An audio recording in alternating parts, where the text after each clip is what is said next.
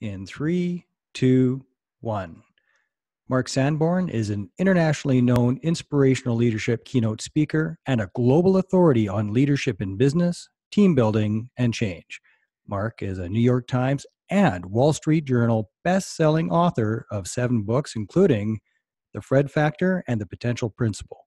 Mark is also the president of Sanborn and Associates Incorporated, and he's kind enough to join us on the show today, all the way from Denver, Colorado. Mark, thanks so much for being on the show. I appreciate it. My pleasure. It's the Mark and Mark show today. It's the Mark and Mark show. It's only been a decade since I've seen you, so it's good to reconnect. Likewise. Mark, we have very different economies right now. In the States, things have been breaking loose and going in the right direction. And way up north in Texas North, as I call Alberta, it's going in the other direction at the moment, and probably for the same reasons. But for the Albertans that are struggling right now, I'm really interested in people's stories of overcoming struggle and how they did it. And being who you are and the books that you've written, while we are going through quite the grind, what's one or two things about mindset that you'd like to share with us while Albertans are going through the toughest time that we've had since the mid-'80s? You know, even though he is deceased, he wrote a book many, many years ago, Dr. Robert Schuller, called Tough Times Never Last, Tough People Do. And even though it sounds like a bromide and maybe borderline happy talk, especially when you're dealing with difficulties, it's true. I think that there's 2 approaches to difficult times. And I actually wrote a book called Always Win that talks about what we should all be doing on a regular basis to make sure that we're ready for whatever happens, whether it's an up economy, a down economy, or a sideways economy. And the first thing I would say is once you're in a tough economy, there's 2 primary things you have to do to make the most of whatever opportunity or lack thereof you have. And the first is you've got to work very hard to increase sales, which obviously is harder to do when there's less money to spend and everybody is on the same page trying to get the other competitors' customers. That means you've got to be creative about how you create value. You've got to outthink rather than outspend your competition, because you don't have the money to spend on buying customers' loyalty through expensive perks and offers. So you've got to increase your sales efforts, and at the same time, you've got to look at how you can reduce your cost of sale, because it doesn't do any good to make twice as much money if you spend 3 times as much to make it.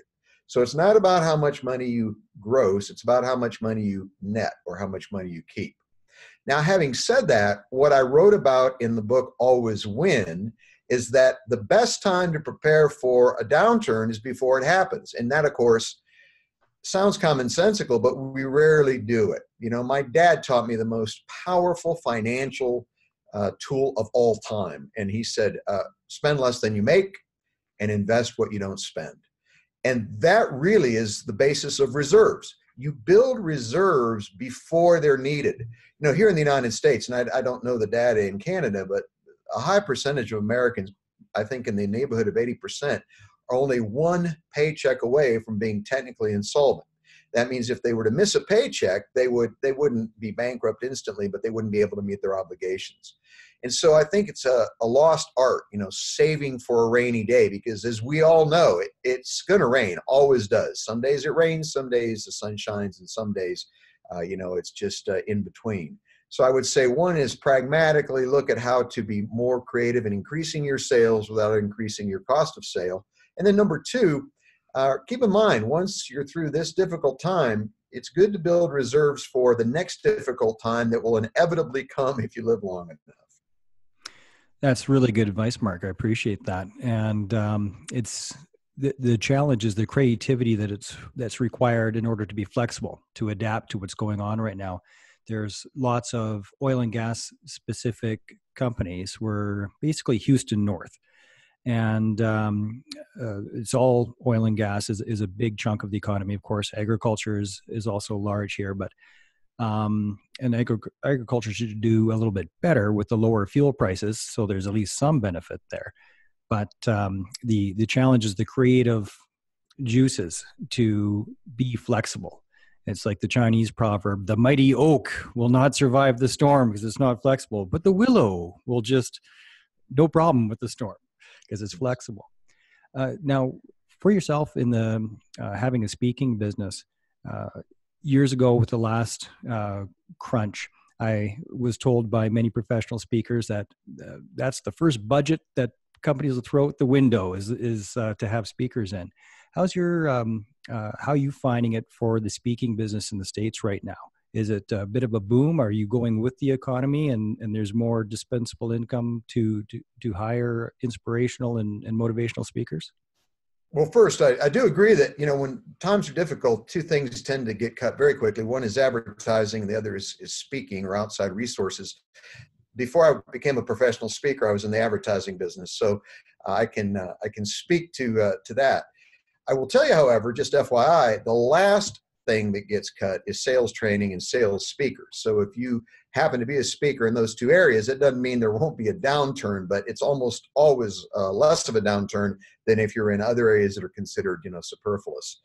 Here in the United States, the economy has been relatively good, although, as we record this for the last few weeks, we've seen a lot of downward pressure on our stock market. The reality is the bigger challenge in the U.S. for a speaker isn't the economy, because companies are hiring speakers, but there's just so many new speakers. More and more, speaking is seen as an easy business to get into, a low cost to entry. And there are people that think it's easier than it really is, but importantly, there are really good speakers. There are young people, much younger than when I started in the business 33 years ago, that have a great story to tell and are very effective at telling it. So the key thing, and it's really true in any business, is you have to remain relevant to your customers. You can't just be interesting or entertaining. At the end of the day, they want to know, is what you're talking about or the product you're providing or the service you're providing going to make their lives, their businesses more successful than if they chose someone else? It's the authenticity of it. But it's more than authenticity, because you can be authentic and be irrelevant, right? I mean, I can be an authentic old guy and somebody might go, he's a really nice old guy, but he doesn't have anything to say to us because of his age, because of his background, et cetera. So it is authenticity, but it's even more than that. It's being relevant and being helpful and impactful in a positive way to the people you're trying to serve in any profession you might be in. And that's the difference between one speaker and another. Is some are good at infotainment and others are driven to make sure that it's more than infotainment, that there's something tangible and real that you can put in your pocket, walk away, and actually implement it in your life or in your business. And I get the sense, Mark, actually, I got the same sense the first time we met, is that you are a truly authentic guy who really wants to make a difference. You want to do a lot more than just get on stage, do your bit, get some laughs, and collect a paycheck. You actually want to make a real tangible difference. Would that be a fair statement? Well, I appreciate that. Yes, I aspire to that. I think that, it's fairly easy to make money. It's much harder to make money and meaning. There's a kind of a false dichotomy in our world that, if you really want to make money, you have to, leave meaning to the side. Or if you want to do something meaningful, you may never be paid for it. You might be a missionary to a distant tribe, or a teacher who never is paid fairly. And I think the real contemporary challenge is to come to terms with how you want to weight your business and your life so that you can do both, that you can provide for yourself and your family and achieve the goals you want, but feel good about how you do it. And like I said, making money, pretty easy. Making meaning, pretty easy. Making both at the same time is what I try to speak to in my work. I think that doing good work, being of larger service to others, is always a great recipe for ultimately and eventually making a good livelihood.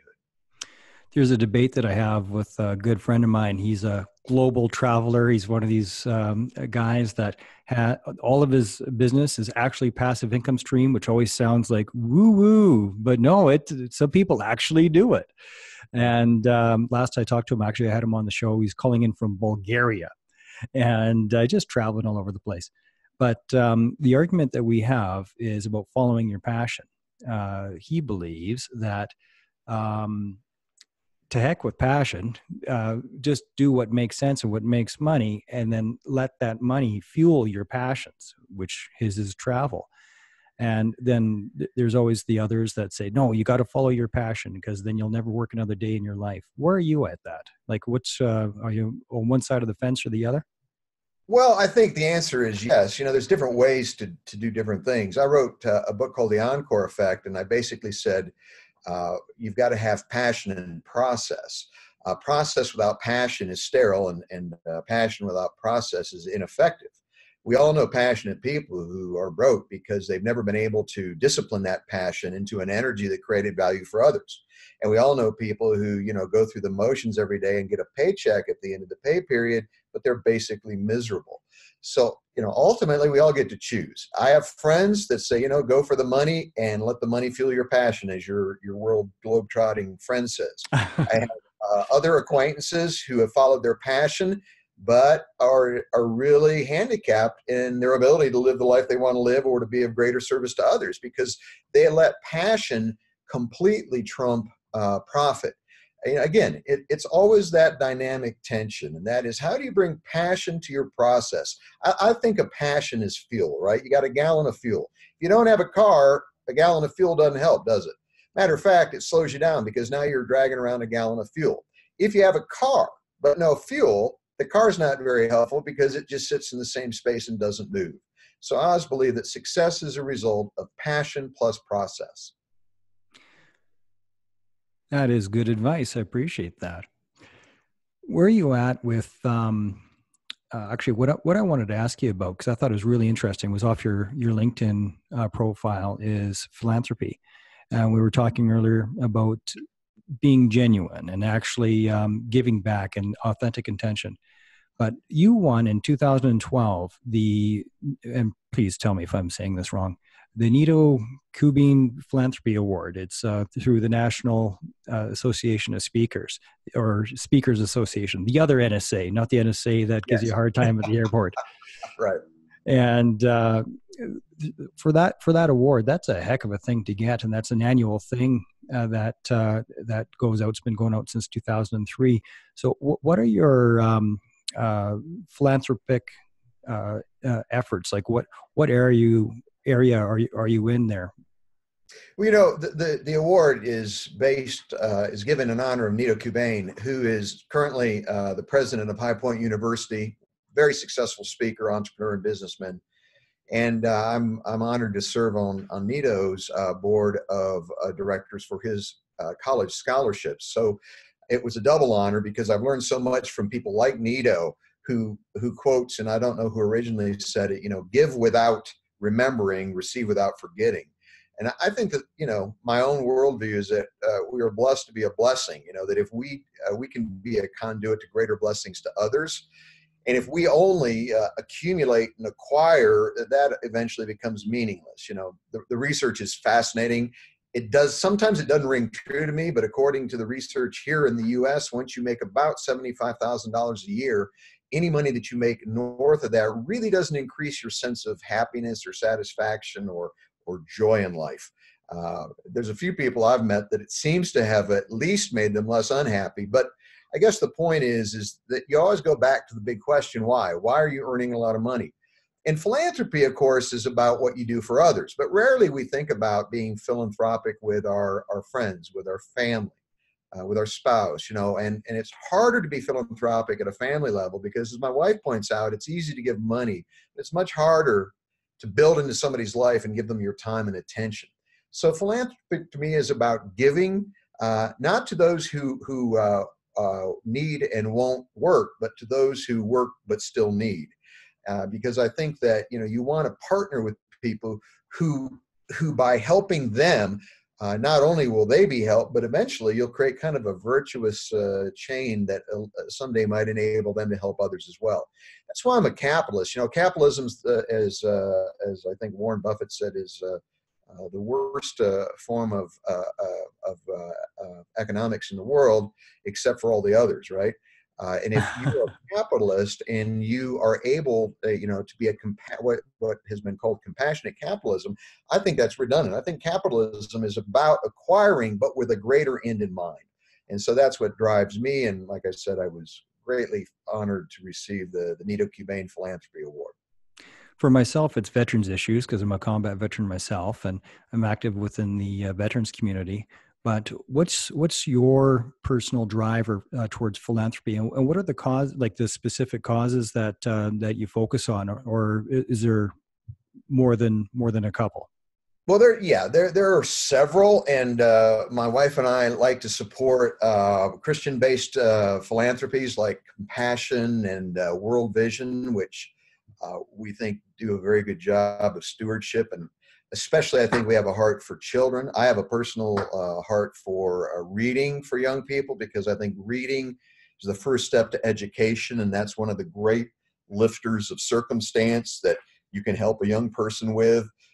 We also like to give to organizations that have benefited us. I was a member of the FFA, used to be called Future Farmers of America, state and national officer. And so an organization like my university, my organizations that have helped me, National Speakers Association, we like to contribute to them as well. Well, it's all about giving back, and bless you for doing it. Thank you. Could you tell me a bit more about Sanborn and Associates? Like, is it just speaking, or are you doing any one-on-one coaching? Does that happen? What are the different offerings of Sanborn and Associates? Well, we call our little business an idea lab or an idea studio for leadership development, because really what I'm about is giving people ideas on how to lead or lead better. I want to inspire leaders to turn the ordinary into the extraordinary. And there are three primary ways that I do that in my business and with my team. The first is through speaking. That's kind of the point of my arrow. The second is through writing books and producing training materials, which are distributed in bookstores, online, and through our own store. And then I have kind of a third bucket, if you will, of revenue that goes back to advising leaders, doing one-on-one executive speech development. I do work with professional speakers, but generally they're speakers that have been in the business a long time. I don't have a program for entry-level speakers. A lot of great programs for somebody that wants to learn how to speak, but that's not the area I focus on. I focus on your position in the marketplace, your presentation, and your performance. And I do that with not only professional speakers, but I really like working with leaders and executives because speaking is such a great way to leverage their effectiveness. Is it mostly business to business that you're doing then? It's mostly the corporate world, or also are you also filling rooms for the average public? No, I don't do open enrollment seminars. Occasionally, I will be on a program that is open enrollment, a promoter. I used to, for years, appear on John Maxwell's simulcast. So now I mostly work with, I would say, organizations. The majority are probably corporate, but I work with associations, universities, churches, healthcare. My client list of 2,700 clients is very, very diverse. That's one heck of a client list. I'm envious of that. What's next for Sanborn and Associates? Is there any other changes up the road to the business model or to the offerings that you're going to be putting out?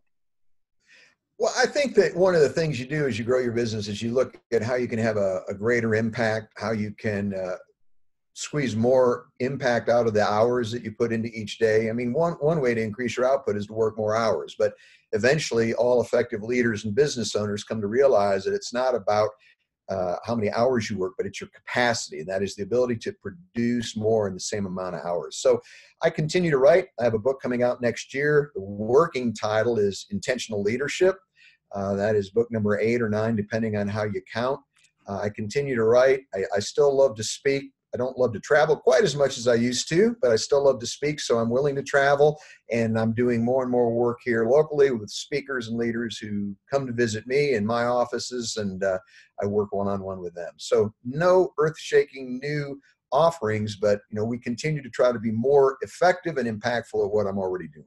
Well, very few people even come out with one book, and you're working on 7 or 8. So that's fantastic, and we're definitely looking forward to it. But that is our time for the show, Mark, as promised. That's our quick 20 minutes. But thank you so much for being on the show today and for sharing your wisdom. Well, There's thank you. Thanks there's a for the lot. good work you do and for your listeners. And I appreciate the chance to connect with you and share ideas. All right. Thank you very much, Mr. Sanborn.